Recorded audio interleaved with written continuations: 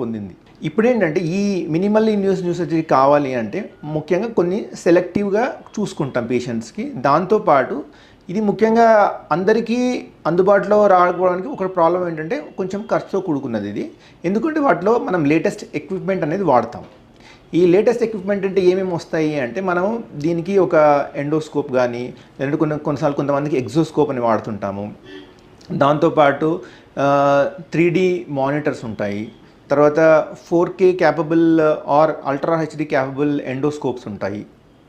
దీంతోపాటు డ్రిల్స్, క్యూసా, ఈ పరికరాల వల్ల ఏంటంటే పేషెంట్కి చిన్న కోతలోనే మనం అందులోంచి లోపలికి వెళ్ళి ట్యూమర్ రిసెక్ట్ చేయడం జరుగుతుంది.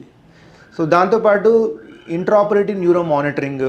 సో ఇవి ఉండడం వల్ల పేషెంట్ మత్తులో ఉన్నా కూడా ఏ నరాల్ని మనం కట్ చేసి జరిపి చూస్తున్నామో వాటి వల్ల పేషెంట్కి ఏమైనా డ్యామేజ్ అవుతుందా లేదా అని కూడా మనకు తెలుస్తుంది.